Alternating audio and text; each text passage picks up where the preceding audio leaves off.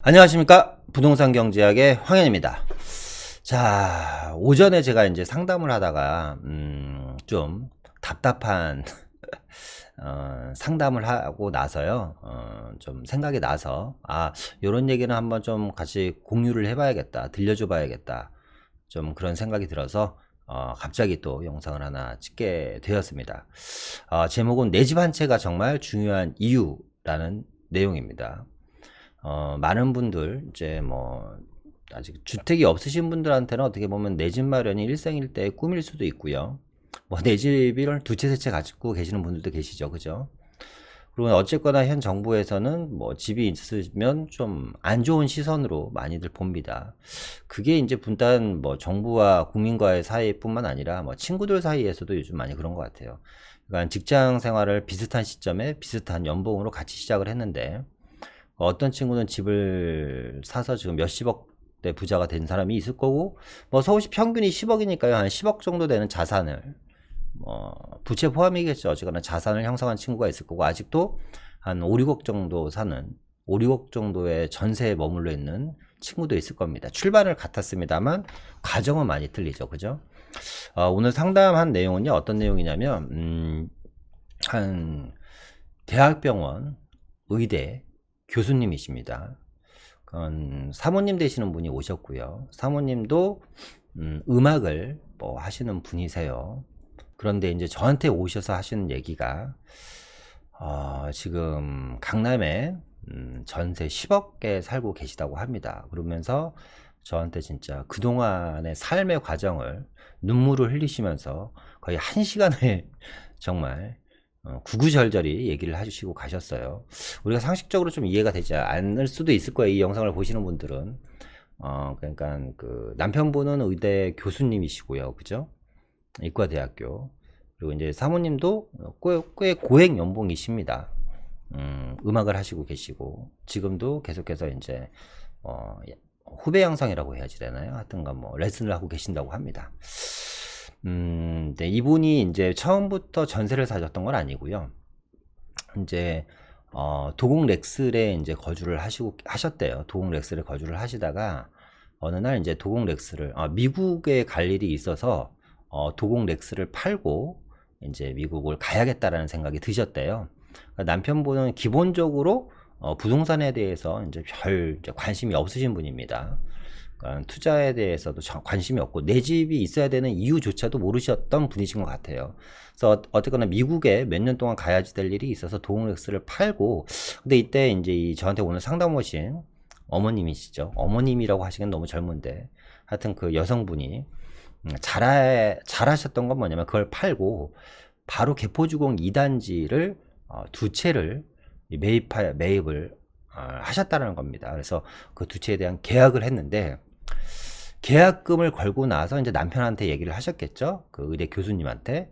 근데 교수님께서 하시는 얘기가, 교수님께서 노발대발 하셨다라는 거예요. 그 다 쓸어가는 집, 그걸 무슨 흔한 얘기로 그래. 이런 얘기죠. 이 옆에 내가 지금 부동산 투기하고 앉아있다고.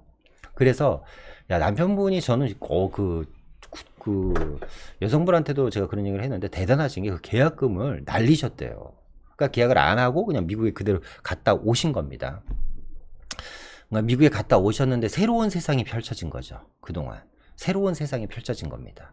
예, 어마어마한 세상이 펼쳐진 거예요. 그러니까 그 돈으로는 어디 지금 살 수가 없으니까 지금 전세를 살고 계시는 겁니다.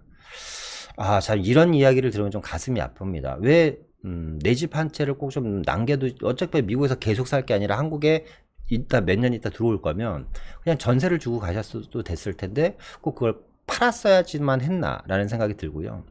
제가 좀 이게 좀 우스갯소리긴 한데요. 이게 상담을 이렇게 쭉 하다 보면요. 특별하게 좀 재테크에 좀 관심이 없는 그런 직업 분들이 있어요. 그리고 내 집 마련에도 상당히 소홀한, 그러니까 내 집 마련만 소홀하면 되는데, 그러니까 재테크는 둘째 치고 내 집 마련에도 상당히 소홀한 분들이 계세요. 그러니까 재테크는 안 하셔도 되는데 집을 두 채, 세 채 이렇게 사시라는 게 아니라, 그러니까 부동산 투자를 통한 재테크는 둘째치고 내 집 마련조차도 상당히 소극적인 분들이 계세요. 첫 번째, 약간 공과계, 이과 계열이신 분들이에요. 대표적인 게 뭐 의사분들도 마찬가지고, 뭐 의사분들은 뭐 바쁘셔서 사실 뭐 그럴 시간이 없다고 쳐도 와이프분들이 하시는 것도 반대하십니다. 저한테 오셨던 그 여성분, 그러니까 의과대학 교수님, 사모님이라고 해야 되나요? 하여튼 여성분이 하시는 말씀, 친구들 중에 50%가 전세를 사신대요. 친구들 중에 50%가 전세를 사신대요. 그런데 아직도 집값이 많이 떨어지면 사겠다라는 생각을 아직도 갖고 계시다고 합니다. 야, 정말 대단하신 겁니다. 대단하신 거. 그죠? 그러니까 이과생들이 제 보니까 투자를 잘 못하고요. 정말 의외의 반전이 있습니다. 금융업 종사자들. 특히 이제 은행권의 뭐 지점장님들 보면 제가 봤을 때 제가 아는 지점장들 중에서 일단은 그냥 그렇게 사시는 것 같아요. 일반 평범한 뭐 회사에서 정년퇴직 하신 분들과 별다를 게 없게. 왜 우리가 금융 쪽에 전문가면 어떻게 보면 돈을 잘 활용하고 잘 굴릴 걸로 예상을 하는데 전혀 그렇지 않다라는 거죠. 그리고 이제 공무원분들, 뭐 공무원분들은 직업 성격상 좀 보수적일 수도 있습니다. 그죠? 그리고 학교 선생님들, 뭐 이런 분들이 보면 잘 이 부동산에 대해서 전혀 뭐 문외하시거나 관심이 없거나 말씀드렸던 것처럼 내 집 마련조차도 상당히 소홀히 하시는 분들이 상당히 많아요. 뭐 오늘 뭐 그런 이야기를 하려고 하는 건 아니고요. 지금 본격적인 얘기는 이제 다음 장부터 좀 진행하려고 하는데, 자, 화면을 한번 보겠습니다.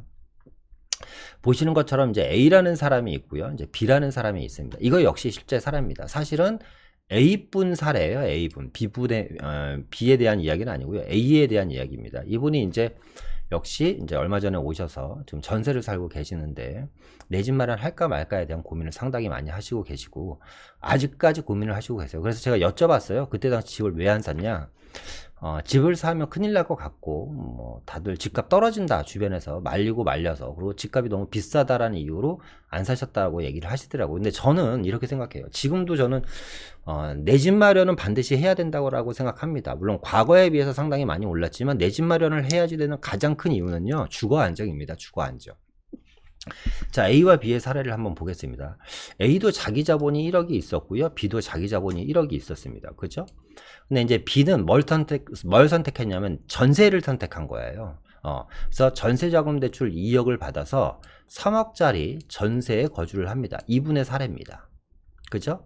근데 전세 만기가 됐겠죠? 그러면 이분이 지금 하실 수 있는 거는 계약갱신 청구권을 활용해서 뭐 추가적으로 2년을 더 사는 방법이 있고, 집주인이 나가라고 하면 이사를 가야지 되는 상황이 발생합니다. 그죠? 근데 B는 내 집 마련 대출 2억을 받아서 똑같이 3억짜리 내 집 마련을 했습니다. 자, 그럼 여기서 중요한 건 뭐냐면 전세와 내 집 마련의 차이가 아니고요. 같은 시점이라고 하면 3억짜리 자가주택보다는 3억짜리 전세주택이 훨씬 더 고급 주택이겠죠. 쉽게 얘기하면 좀 더 넓은 평수의 좋은 주택일 겁니다. 그죠? 그러니까 BA라는 사람은 기본적으로 그런 생각을 했던 것 같아요. 제 생각에는 그래요. 좀 쾌적하고 넓은 주택에서 좀 쉽게 얘기하면 사람답게 살아보자 라는 거를 선택했을 수도 있어요. 그죠? 그리고 집값이 뭐 오를 것인가에 대한 뭐 이런 뭐 궁금한 점도 있었을 거고. 근데 B는 이제 기본적으로 어떻게 한 거냐면 이런 생각이었던 것 같아요. 제가 B의 입장이라면 넓고 쾌적한 건 둘째 치고더라도 일단은 좀 내가 남 눈치 안 보고 좀 살 집 하나는 좀 사놔야겠다 이런 생각이었던 것 같아요. 근데 어쨌거나 이 집은 현재 시세가 6억 정도가 되었습니다. 6억 정도가 되었어요. 자, 그러면 A와 B의 차이점은 뭘까요? 자, 그러면 그 얘기를 하기 전에 B라는 사람은 내 집 마련을 한 사람인데 지금처럼 집값이 3억짜리가 6억으로 뛸 거에 대한 100% 확신이 과연 있었을까요? 저는 그렇지 않다고 봐요. 그냥 이 B가 집을 산 이유는 순수한 마음에 정말 내 집 마련 하나 장만하고자 그냥 다리 편하게 뻗고 잠잘 집 하나 마련하려고인지 뭐 내 집 마련을 하지 않았을까라는 생각이 듭니다. 반면에 B는 불안한 거죠. 그죠? 불안한 겁니다. 그러니까 A는 B에 비해서 뭐가 있었냐면 용기가 있었어요. 용기. B는 A에 비해서 용기가 있었던 거죠. 그죠? 떨어질지 오를지 모르지만, 물론 크게 걱정을 안 했을 수도 있어요. 그냥 떨어져도 그만이고, 오르면 좋고, 뭐 이런 생각으로 집을 샀을 수도 있습니다. 그런데 아직도 많은 이 A 같은 분들이 계세요. A처럼 사시는 분들이 계세요. 아직까지 막연하게 기다리시고, 계약갱신 되니까 너무 좋다 이렇게 생각하시는 분들도 계시고, 그죠? 근데 지금 문제는 뭐냐면 전세가 지금 씨가 말랐다는 겁니다. 그죠? 아직까지도 그러니까 집이라는 건 어떤 존재일까요? 집이라는 거는 저는 이 집이라는 거는 가정과 나의 안정을 위해서 반드시 필요한 존재라고 생각합니다. 2년에 한 번씩 혹은 4년에 한 번씩 정부가 10년씩 내가 편하게 살게 해준다고 하더라도 내 집은 아니잖아요. 그죠? 그리고 항상 불안감이 있고 물론 집을 제가 갖고 있기 때문에 제가 이런 얘기를 할 수도 있어요. 그러면 집이 없으면 상당히 좀 불안할 것 같습니다. 여러분 요즘 뭐 위기인지 기회인지는 모르겠지만 여러분 위기라는 단어 안에는 위험하다라는 단어와 기회라는 단어가 함께 들어가 있습니다. 그러니까 위기 안에는 항상 위험과 기회가 있어요. 그러니까 B라는 사람은 어쩌면 위험한 거를 감수했지만 어떻게 보면 이게 시간이 지나 보니까 기회가 되지 않았나라는 생각이 듭니다. 이 A가 지금 3억짜리 전세에 살았잖아요. 그러면 꽤 넓은 집에서 살았을 겁니다. 과거에는. 그죠? 그런데 점점 집의 규모가 줄어듭니다. 그런데 이 줄어드는 규모를 내가 못 견디면 어떻게 해요? 자꾸 외곽으로 넓어서 같은 평수를 유지할 수밖에 없는 게 현실입니다. 결국에는 뭐예요? 삶의 질이 떨어질 수밖에 없다라는 거죠. 그죠?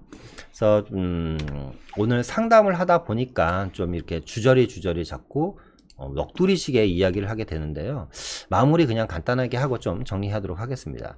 내 집 마련은요, 나와 우리 가족을 위한 기본적인 투자다. 이렇게 좀 생각을 하셨으면 좋겠어요. 그러니까 내 집을 사서 꼭 큰 돈을 벌겠다, 뭘 하겠다 이런 것보다는 물론 이제 꼼꼼하게 잘 사야겠죠. 지금 같은 경우는 특히나 초양극화 시작이기 때문에 아무 지역에다 집을 사면 나중에 황금성에 상당히 큰 제약을 받을 수도 있습니다. 안 오르는 건 둘째지만 안 팔릴 수도 있는 집을 살 수도 있다라는 겁니다. 그렇기 때문에 뭐 수도권 웬만한 지역들은 다 안전하잖아요. 그렇죠? 그리고 이제 광역시 같은 데도 다 안전하고 중소도시들이 이제 지방의 중소도시들이 좀 문제가 될 것 같고 서울 같은 경우는 사실상 뭐 그럴 일은 뭐 거의 없다고 봅니다. 따라서 아직도 내 집을 못 마련하신 분들이라면 내 집 마련은 나와 우리 가족을 위한 투자이다. 이걸 좀 명심하셨으면 좋겠고요.